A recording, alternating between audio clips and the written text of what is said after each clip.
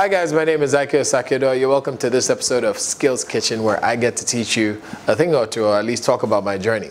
It might take me a little while, so sit back, relax. It's going to be interesting. I started out entertainment. I think my first entertainment thing was an opera, a church program. They were looking for singers and actors, and I joined in. If I'm going to be entirely honest, it wasn't really for the skill and for the craft. It was for the girls. They were the last frontier, the last bunch of girls that we hadn't toasted in the day. So we showed up in church when they called for it, because we knew a bunch of girls that we were interested in were going to be there. And, but I got a taste for it from there. Got a taste for stage. Got a taste for presenting and for acting and all of that. So that was the first thing. It was an opera, then it was musical dramas. I did a few musical dramas while I was still at school, but it got me questioning what I really wanted to do. From the time I was a kid, I knew I wanted to work on the radio, but it wasn't a life. I didn't have to make any decisions about it till I got into university. So after all the stage plays, I found myself in my final year studying economics. And I had to ask myself seriously for the first time in my final year, what do you want to do? My point is, it's not too late. Wherever you are now, if you're in school, you're in class, or you're done with university, it's very possible that you haven't figured out what you want to do or be in life. Don't panic. All right, I didn't ask myself the question until my final year in university, because everybody was suggesting, okay, now you studied economics, you've got a BSc, why don't you go get ICANN done and become a chartered accountant as well? And it wasn't in my dream, it wasn't my desire or focus. So I asked myself, what do you want to do? What do you enjoy doing? And stage was the first thing that came to my mind, so I continued doing a lot of stage plays. I loved hosting concerts for my school charity, the Rock Foundation, which was great. But I didn't know how I could make a career of it at the time. Eventually, I settled on being a radio presenter. Now, that was not an easy journey at all. I knew I wanted to be a radio presenter. I had thought it would be simple. I would walk into the radio station, I would audition, they would see my talent, I would get the job, I'd get mad pay. No. Okay, so first of all, I went to the radio stations. They said, oh, where's your demo? I had never heard the term before, and I said, I'll be back. I didn't bring it with me. I lied. I didn't even know what a demo was at the time.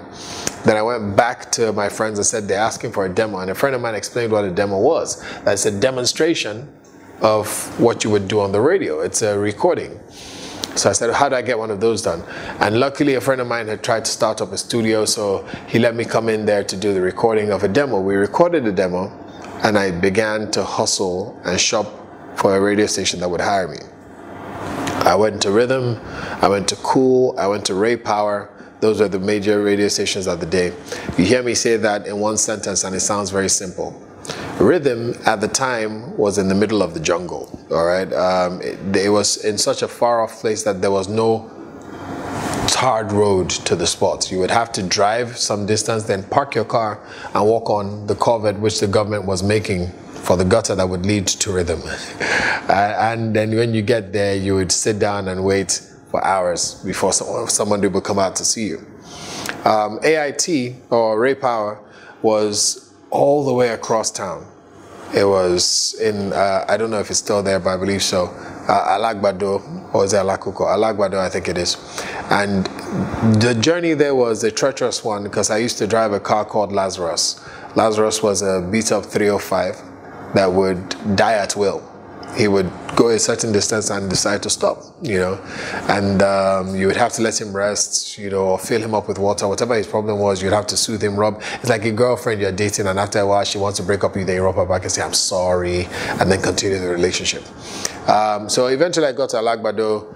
They listened to my demo, they paid a few compliments, and then they said no. I felt very insulted that I drove all the way to Alagbado just to get told no. But truth be told, I was hurt more than anything, because I thought, look, I just want a job at any radio station that would take me. I also tried Cool FM. That was also an interesting experience. I remember one person came out and said to me, oh, I don't know if you can make it in Lagos. I don't know if you can make it in Lagos. This is your demo. Let me just advise you. Ogun State is the one that will fit you. True story. You know, I was upset like you would be. I was like, how dare you? Like, how dare you tell me I'm not going to make it in Lagos? He's like, I'm just telling you, take it now. Go to Ogun while there's still space. Go to Ogun State while you can still make it. And I remember taking my demo, saying to myself, you know what? I will make it no matter what. You're not going to tell me I don't belong in Lagos. And I went back to my first choice, which was rhythm. And they said, okay, you've been here before. We told you no. There's still no space. We're not hiring. Blah, blah, blah, all that good stuff. And I was like, listen, it is going to work. I will be a great presenter. And they told me no again. So here's what I did. Every day for 3 months, I would show up at Rhythm and I would sit in the reception and ask to see the head of programs. First, I used to ask to see the GM till he stopped. He told me, don't come here and look for me again. Then I asked to see the head of programs. At the time, it was a gentleman called Femi Showolu. And I would show up every day waiting to see the guy. And I'd say, is there space? He said no. He would say no. Each day for 3 months. I'd love to tell you at the end of 3 months, suddenly, somehow space showed up, but it didn't really even happen like that. I think somehow God leaves room for him to take credit for the progress you make in your life. So I got tired of being in the office every day for 3 months, you know, with my demo. And one day I was in school, Unilag, and a friend of mine called me. He said, where are you? Where are you? I said, I'm doing my clearance. I had just graduated. I said, I'm doing my clearance. He's like, well, come to Rhythm. They want you now. I'm like, I've been in their reception for 3 months. They don't want me. He said, no, I've just heard from the president of the company. So what happened was, while he was making a presentation to them for something else, my demo, which he had a copy of, just happened to be on him. And it somehow played in his laptop. And the president of the company heard it and decided that he liked the voice. He thought it was an established presenter with him. And then he heard that this was some boy who had been showing up in his reception every day for 3 months. And he decided, okay, you know what? I want to hire him right now. And that's how I got my radio station job. So the moral of that story for me is that, you know what? You'll get told no. You're going to get told no. I don't understand young people coming to the industry nowadays and you want to make it, you want to be established, but you can't hear no. You get discouraged or you give up when one person tells you no, or tells you no twice, or tells you no 3 times. Maybe you don't belong here. But if you do belong here, then you've got to believe that even when they say no, no is just not yet. It doesn't mean no. So you've got to keep fighting, like I did. All right. So keep fighting, and it's going to work out in the end. It'll work out for you. Don't give up. That's the first thing you've got to remember. There are always going to be challenges, and you've got to remember that there are going to be tough times to get ahead or to move up or to make progress. Okay. So I started on the radio. I got the job, but that didn't symbolize the end of my struggles or my hustle. I was a nobody on the radio. I was thrown in the graveyard shift, which is somewhere between 12 and 4 a.m. when nobody's actually listening to the radio. That's why it's called the graveyard shift, because it's that quiet. Everybody's asleep, and you're the guy talking on the radio, hoping that somebody out there is awake and listening to you. And I did that for a while. And I wanted more. I wanted to be bigger, better, have a popular radio show. I wanted the morning drive. I wanted to be able to talk during the daytime when people are aware. But nobody was willing to give up their spot or even accommodate me on their spot. Now, this is how you have to see life. Every disappointment can be just that, a disappointment, or it can be a blessing and an opportunity. All right, so something happened in Lagos and there was a huge fuel crisis. You know how we have it in December sometimes in Nigeria, where there's a fuel crisis. Well, there was a fuel crisis in Lagos and the price of fuel had skyrocketed and it was really scarce. People's cars were breaking down and nobody could make it to work. And the presenters at the time weren't able to make it into work as easily as they normally would. And the company had even offered some people time off from work because of the situation in the country or in the state. But I saw the opportunity in it and I decided, you know what, I'm going to move closer to my office within this period. I found a relative that lived close enough to the station and I moved to the station, moved to the relative's house for the fuel scarcity period. And she had an official car to take them to work, so I would ride with her out of her house, drop off at the Rhythm Junction and walk to Rhythm every morning. I would do the 6 a.m. show, which is 6 to 10 a.m. back then 5 to 10 a.m. I would do the late morning show, which was 10 a.m. till noon. Then I'd come back and do the afternoon drive, which was 2 to 5 p.m. And then I'd eventually do the dance party, which was 7:30 p.m. to 9 p.m. every day. That was my routine. Every day. Every weekday. And what that did for me is two things. It gave me experience. It made me learn how to do the job better. And then it also made me popular with the owners of the business. They remembered me. My presence registered in the company, and all of a sudden gave me the chance to get more opportunities.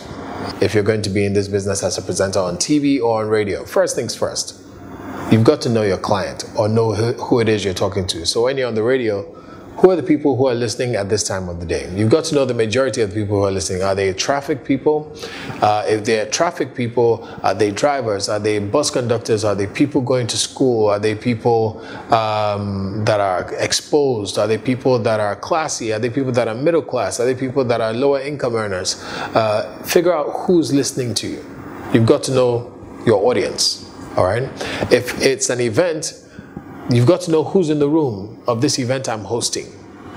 Is it actors? Is it dancers? Is it regular bankers? Is it 9-to-5 workers? Is it people who have creative jobs? Is it young people? Is it old people? Is it middle class people? You know, you've got to figure out who's in the room. So whatever you're doing, if you're on TV, you've got to figure out who's watching. If you're on radio, you've got to figure out who's listening. If you're hosting an event, you've got to figure out who's in the room. Figuring that out is the first step to having a great event. The worst thing you could do is come at every event with the same personality or the same attitude. What will happen is you'll be relating with bankers the way you relate to creative people, and neither of them will be able to feel you. So first, figure out who's in the room. It's very important. Second thing, all right, figure out who the client is, the person who has hired you, and figure out what they need from you, all right? This is very important if you intend to continue to do business, okay? You could go into a place, wow the crowd, and upset the client. Trust me, it's not the crowd that hires, it's the client. And the client usually has like-minded friends. So if you can't satisfy the client in that one job, you most likely can't satisfy any of their friends, you most likely won't get any business. So don't just look for shouts and praises from the crowd, satisfy the client, all right? You have been paid to do a job, you are morally committed to doing that job, all right? So satisfy the client. What does the client want? Who is the client? What will make the client happy? Or make the client sad? What's the most important thing to the client in this event? What's the one thing the client would like to avoid in this event? How long should this event last? Does the client want it short? Does the client want it long? Figure out who your client is and exactly what your client wants, all right? So now you've got two things. You've got your audience, okay? Figuring out who they are, whether it's on radio, TV, or in an event. You've got your client, which could be the person who hired you for an event. It could be the channel or the radio station that hired you to present. And then the third thing you want to look at is who you are, all right? Who are you? What makes you special? Why are you the person they contacted for this job, all right? Every presenter has a personality. Now, there was a time in broadcasting where each presenter was kind of the same, where this is the BBC. And the voice of the BBC, irrespective of who it was that was speaking, was kind of the same, authoritative and personality-less. But times have changed, all right? Now, radio stations and TV stations model their shows after presenters. That's why you have Amanpour, right? Nobody even remembers what the name of her show is very often, but it's Christiane Amanpour that we remember. That's why you remember Jonathan Mann. Inside or Quest Means Business, or you know, they model a lot of the shows after the people who are presenting them, because they've come to realize that the personality of the individual speaking also reads almost as true as whatever is being said by them. Okay, so your personality is important. Who are you? What things are true to you? Figure out your personality, figure out what you feel comfortable talking about, what you're skilled to talk about, what you're gifted to talk about. Figure out who you are and don't compromise your brand, who you are. I won't go out there and decide to host a pidgin show, not because I don't speak pidgin. I speak decent enough pidgin, but it's not my brand. So if I go out there to try and sell pidgin, any kid from Warri will speak a better pidgin than me and upstage me. I won't ever be number one. Okay? So I won't do it. All right?